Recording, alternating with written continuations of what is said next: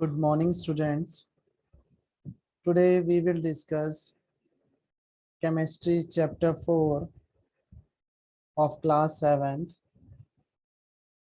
and the chapter name is atoms, molecules and radicals. So student, this is now we are going to discuss part 2 of this chapter. Part 1 has been already discussed before. So in the previous chapter, as the part 1 of that, you may have studied about atoms and molecules, then about valency, then molecules, how they are represented by formulae, then formulae of elements, formulae of compound, and variable valencies. So these were the topics which were covered in the part 1. Now from part 2, we will study up from radicals.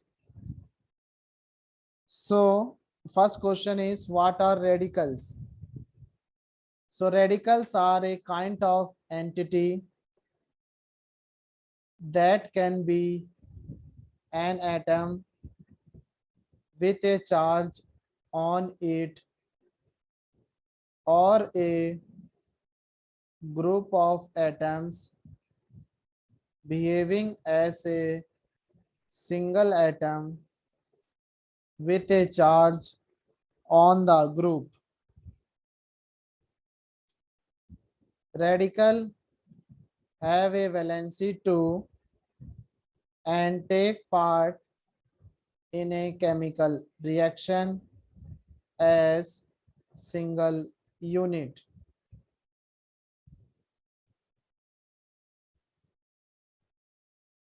Radicals are capable of independent extent, but they generally form compounds.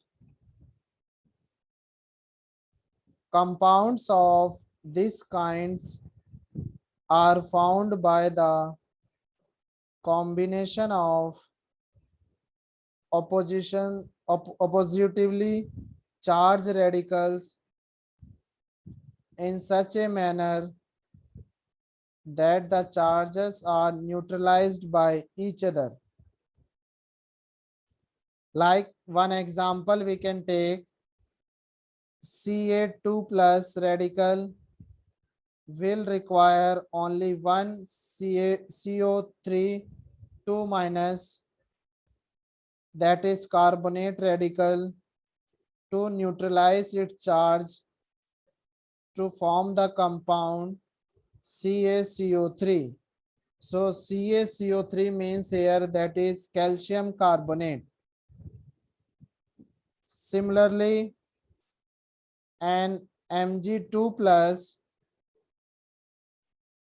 radical will require 2 OH minus radical to form MgOH का whole twice, that is magnesium hydroxide. The formulae of compound containing radicals can also be written by transposing valencies and dividing them by a common factor if any. So example like the compound found by Cu2 plus and CO3 2 minus is CuCO3 and not CO2 CO का whole twice 2. So we have divided the valency 2 by the common factor, that is by 2. Now this here you can see the table is given, it is available in your book also. So these are the table on your book page number 37. So these are first one table that shows some common positive radicals. So as you can see, there are three, they have divided into three parts that are monovalent, divalent, and trivalent. So monovalent are like hydrogen, as in bracket it is represented H plus. Then sodium is Na positive. Then potassium is K positive. So these are the symbol which is showing in the bracket, how they can be represented. Then copper one Cu positive. Then ammonium NH4 positive.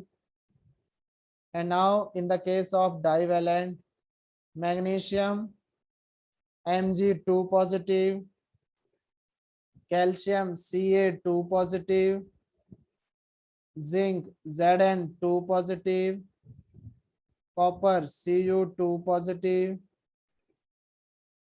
iron second Fe2 positive, and in the case of trivalent, ammonium Al3 positive, iron 3 Fe3 positive. So these are were some common positive radical. Now next table, as it's available in your book also, table 4.6. So these are some common negative radicals. So monovalent, first of all, fluoride F negative. So these are the symbol which are shown in the bracket. So fluoride is represented by the symbol F negative. So then next is chloride Cl positive negative.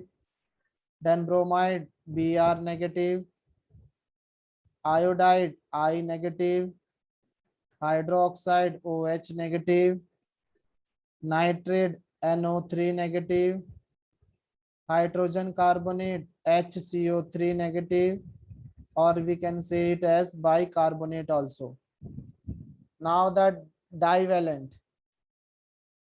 oxide O2 negative, sulfide H2 negative, peroxide O2, power it's 2 negative, then carbonate CO3 2 negative, sulfate is SO4 2 negative.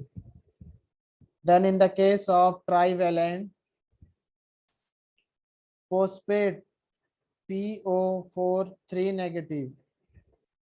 So these were some common example of which were showing the positive radical and the negative radicals. Now this is here, as you may have studied about atom molecules in the part 1. So here all the three, that is the radical also here, as we are discussing the radical part in the part 2. So they have given the difference of all three atoms, molecules, and the radicals. So first we will just read them. Properties. First one, that is independent extent.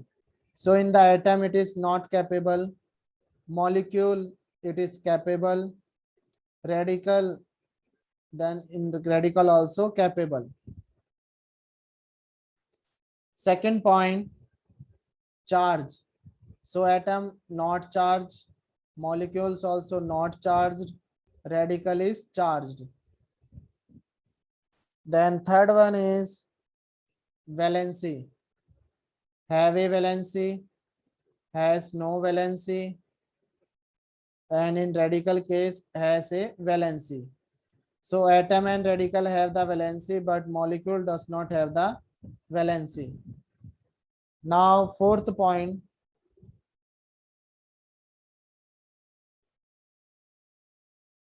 number of constituent element. So in atom there is only one, then in molecule it can be one or more than one also, and in radical also it can be one or more than one. Now fifth point, how it take part in a chemical reaction. So atom, it is taking part directly, and in the case of molecule it breaks into atom which take part in a reaction, and in radical it take part in a reaction as a unit, that is remain intact in a chemical reaction. So these were some points which shows the difference between the atom, molecules and the radicals. Now next is about periodic table and valency. So student, this topic is very important as you will learn this periodic table up to higher classes, up to 10, 12th class. So first we will discuss about periodic table. You know that elements are classified in periodic table according to their physical and chemical properties. The periodic table contain 18 columns called groups and 7 rows called periods. Elements with similar properties are placed in the same group, and those with different properties are placed in different groups. Example we can take like sodium and potassium are similar and are placed in the same group. Nitrogen and phosphorus are placed in group 15, but the two set of elements are dissimilar and obviously placed in different groups. Now about valency. Valency is an important property of an element. It shows the behavior of an element in relation with other elements. So there is a correlation between the valency of an element with its position in the periodic table.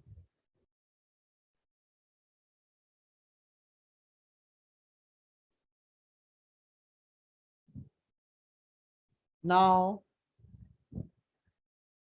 let us see how this can be done for the first 20 elements of the periodic table. So here student, you can see here are these 20 elements there with their atomic number, then their symbol and the name. So H symbol is of hydrogen, and then you can see its atomic number is 1. Then atomic number 2 is of He, that is symbol of helium. So these all 20 elements are important. You have to learn them.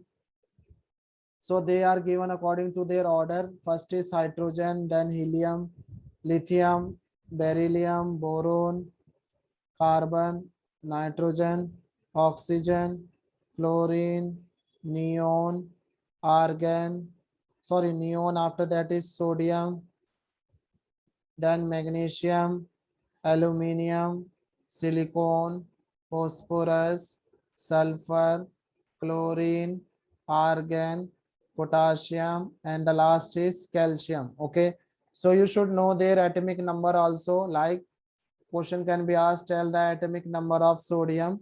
So its atomic number is 11, and they can ask the symbol also, symbol of argon, so it is Ar. So and they can give the symbol, and then you should know the name. Like they may give in exam like S. So S means here whose symbol it is of sulfur. So like in all the three format you have to learn them, all the three things, that is atomic number, symbol and name of the element, you should know. Now the next is the first 20 elements. So we are going to read in detail. The number at the top of each column is the number of the group. So group 3 to 12 seems to be missing, but they are not. You can see here it is given in your book also. So they appear together after calcium and therefore need not be considered here. The number mentioned below the symbol of each element is the serial number of the element in the periodic table.